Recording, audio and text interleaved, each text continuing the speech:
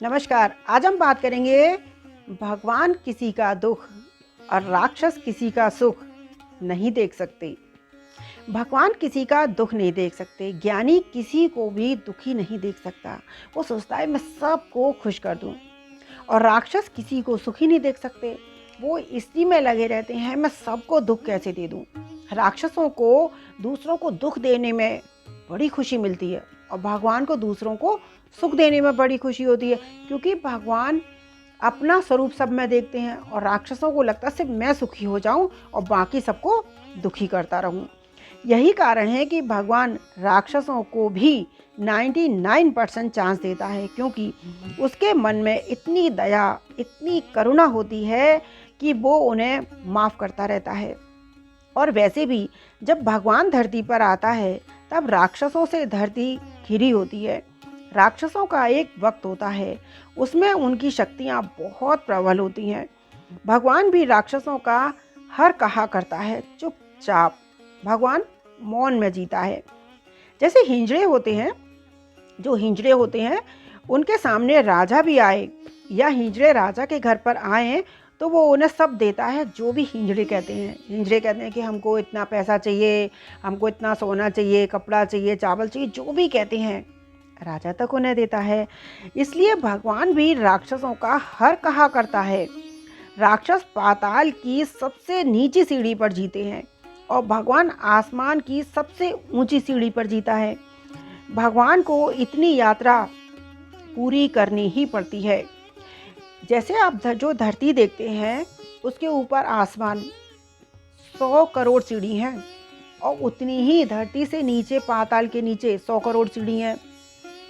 जो राक्षसी प्रवृत्ति के अहंकारी लोग होते हैं वो धरती से 100 करोड़ नीचे सीढ़ी पाताल के नरक में जीते हैं और अपने आप को बड़ा होशियार समझते हैं।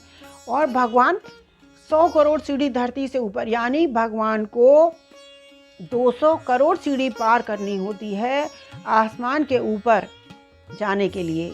अपना घर वो सहस्रार्थ की यात्रा होती है जिसे इंसान आसानी से नहीं समझ सकता है।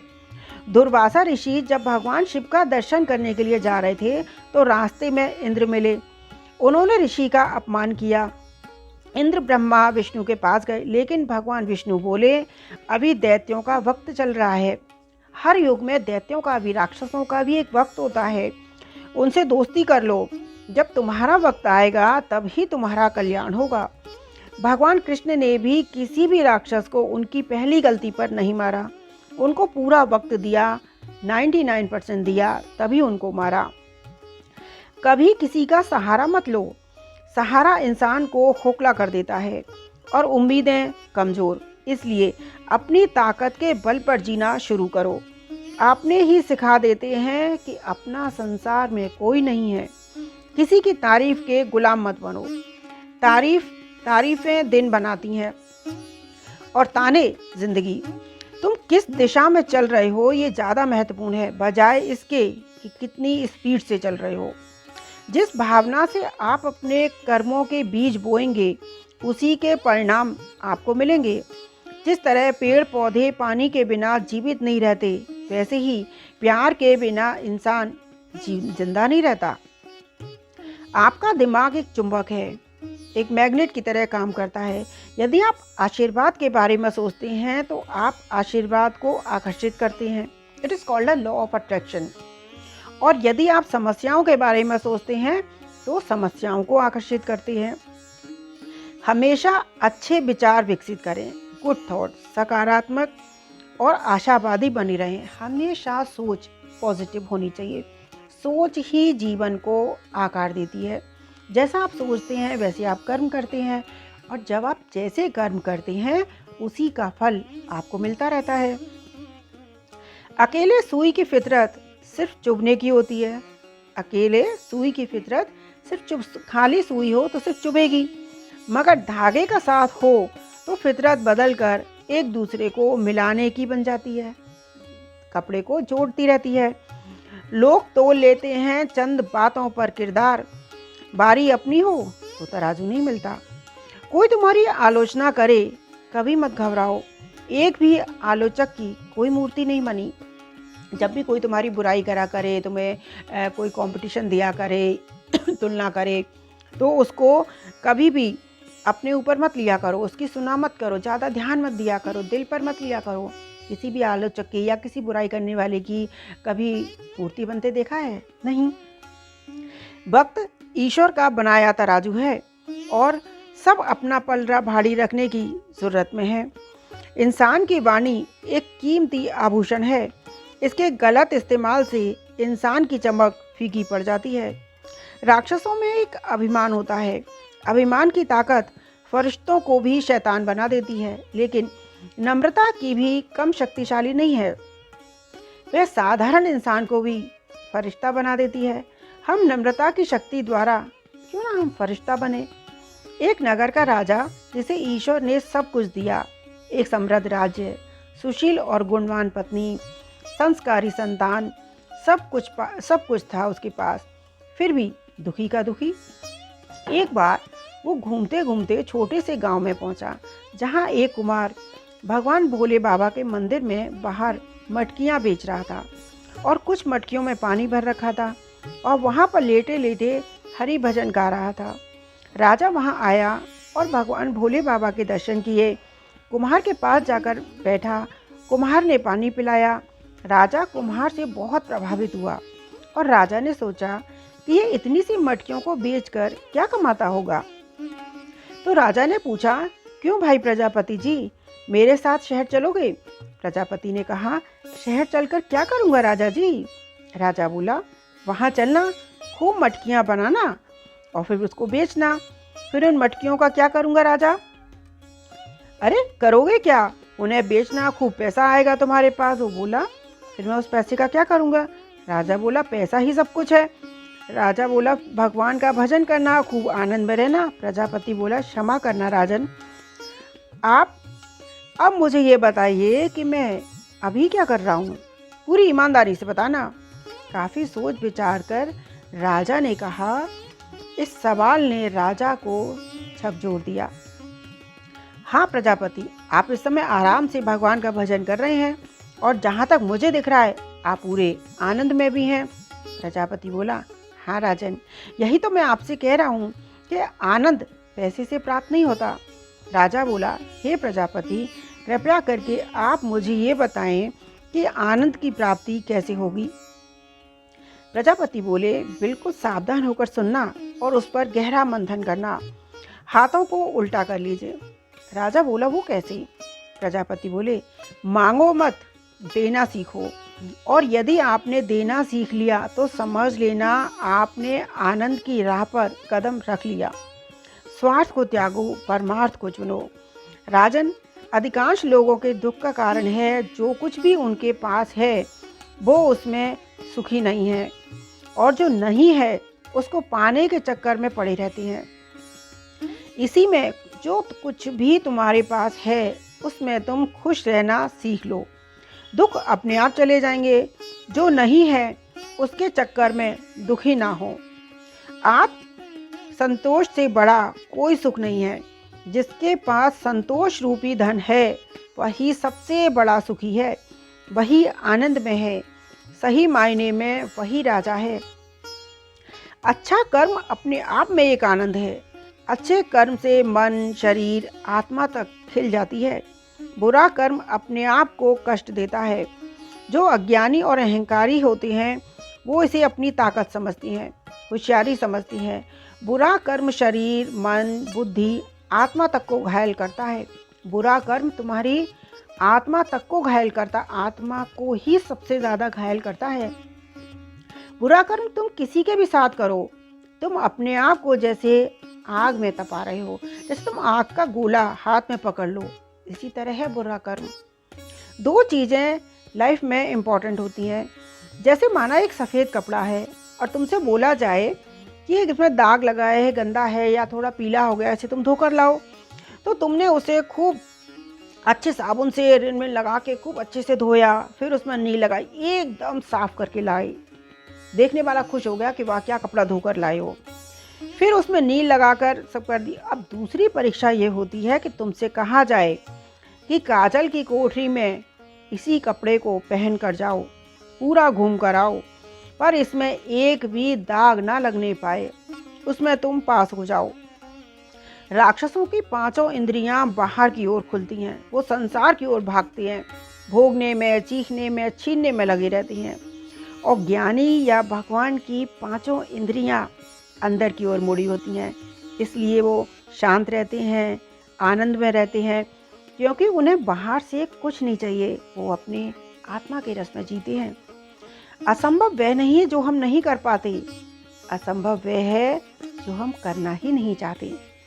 अहंकारी व्यक्ति दूसरों को नीचे दिखाकर खुश होता है कि मैंने इसको नीचा दिखा दिया, इसको अपने घर बुलाकर इसकी बेइज्जती कर दी, इसको मैं किसी बहाने से बुला लूँ, खाना दूँ ना पानी दूँ, इसकी बेइज्जती कर दूँ। और वो अहंकारी अपने अहंकार को तृप्त समझता है। संस्कार से भरा व्यक्ति स्वयं झुककर दूसरों को सम्मान देने में खुश होता है। इसी को कहते हैं जिसके पास जो है वो बांट रहा है, और फिर जो बांट रहा है उसे वो बटोर रहा है। एक व्यक्ति ने अपने गुरु से कहा, मेरे कर्मचारी, मेरे पत्नी, मेरे बच्चे सभी लोग मतलबी हैं, कोई भी सही नहीं है, क्या करूं? गुरु थोड़ा मुस्कुराए और उन्होंने एक कहानी सुनाई। एक गांव में एक विशेष कमरा था जिसमें 1000 शीशे लगे थे। एक छोटी सी बच्ची उस कमरे में गई और खेलने लगी। उसने देखा कि 1000 बच्चे उसके साथ खेल रहे हैं। अब तो उसके प्रतिबिंब बच्चों के साथ खुश रहने लगी, जो उसे शीशे में दिख रहे थे बच्चे, उनको देख देख कर वो खुश होने लगी। सभी बच्चे उसके साथ ताली बजाते। उसने सोचा ये दुनिया की सबसे अच्छी जगह है, यहाँ सबसे ज़्यादा खुशी मिलती है, सबसे ज़्यादा खुश मिजाज जगह है। थोड़ी देर के बाद उसी जगह पर एक उदास आदमी आया और उसने चारों तरफ देखा कि हजारों दुख भरे चेहरे हैं और वह बहुत दुखी हुआ। उसने हाथ उठाकर सभी को धक्का लगाकर हटाना चाहा, पर उसने देखा हजारों हाथ उसको धक्का मार रहे हैं। उसने कहा, ये दुनिया की सबसे खराब जगह है, यहाँ मैं दोबारा कभी नहीं आऊँगा, और उसने वो जगह छोड़ दी। इसी तरह की दुनिया भी एक कमरा है, इसमें हजारों शीशे लगे हैं। जो कुछ भी हमारे अंदर भरा है वही प्रकृति हमें लौटाती है। अपने मन और दिल को बच्चों की तरह साफ रखो, ये दुनिया तुम्हें स्वर्ग लगेगी। देखना तुम्हें अपना मन अपने भीतर झांक के देखो, तुम्हारे अंदर क्या भरा है। चिड़िया पहले कीड़े मकोड़े खाती है और मरने के बाद वही कीड़े मकोड़े चिड़िया को खा जाते हैं। इसलिए बुरा करके ज़्यादा खुश मत हो, तुम्हारा किया तुम्हारे सामने ही आएगा। कर्म सारे तुम पर ही लौटेंगे।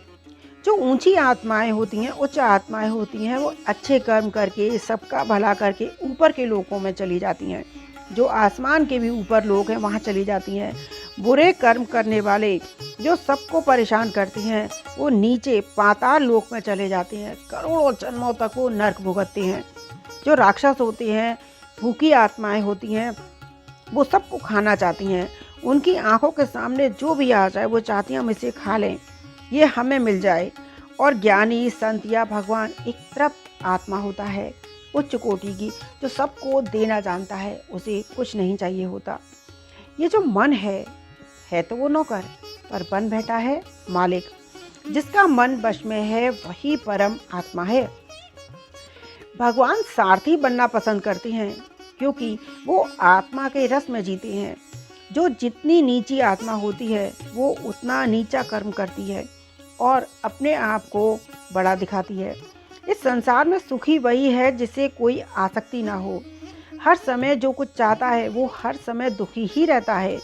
कोई भी चाहना दुख को जन्म देती है, संतोष आनंद को जन्म देता है। इस संसार में तपस्वी और ज्ञानी ही सुखी रहता है। सुखी होने के लिए मात्र और मात्र एक चीज है, ज्ञान और ध्यान। एक बहुत ही घना जंगल था। उस जंगल में एक आम और एक पीपल का पेड़ था।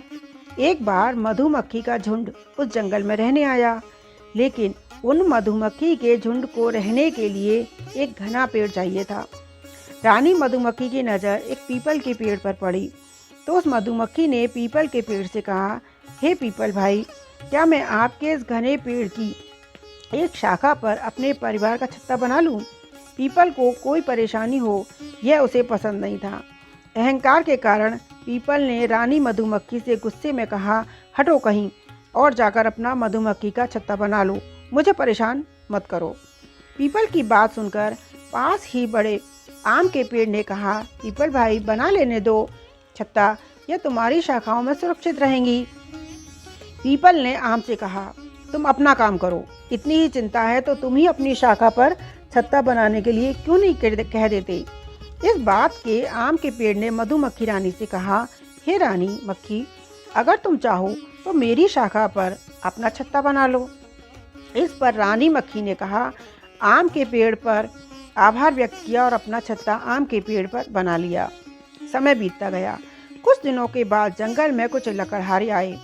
उन लोगों को आम का पेड़ दिखाई दिया और वे आपस में बात करने लगे कि इस आम के पेड़ को काट कर लकड़ियाँ ले ली जाएं। वे लोग अपने औजार लेकर आम के पेड़ को काटने लगे। तभी एक व्यक्ति की ऊपर की ओर देखा तो उसने दूसरे से कहा, नहीं, इसे मत काटो, इस पर मधुमक्खी का छत्ता है, कहीं ये उड़ गई तो हमारा बचना मुश्किल हो जाएगा। उसी समय एक आदमी ने कहा, क्यों ना हम इस पीपल के पेड़ को ही काट लें, इससे हमें ज़्यादा लकड़ियाँ भी मिल जाएंगी और हमें कोई खतरा भी नहीं होगा। वे लोग पीपल के पेड़ को काटने लगे। पीपल का पेड़ दर्द के कारण जोर जोर से चिल्लाने लगा, बचाओ बचाओ। आम के पेड़ को पीपल के पेड़ के चिल्लाने की आवाज़ आई तो उसने कहा, कुछ लोग मिलकर उसे काट रहे हैं। आम के पेड़ ने मधुमक्खी से कहा, हमें पीपल के पेड़ के प्राण बचाने चाहिए। आम के पेड़ ने मधुमक्खी से पीपल के पेड़ बचाने का आग्रह किया तो मधुमक्खियों ने उन लोगों पर हमला कर दिया और वे लोग अपनी जान बचाकर जंगल से भाग गए। पीपल के पेड़ ने मधुमक्खियों को धन्यवाद दिया तो अपने आचरण के लिए क्षमा मांगी। तब मधुमक्खी ने कहा, धन्यवाद हमें नहीं, आम के पेड़ को दो जिन्होंने आपकी जान बचाई है, क्योंकि हमें तो इन्होंने ही कहा था कि अगर कोई बुरा करता है तो इसका मतलब ये नहीं कि हम भी उसके साथ बुरा ही करें।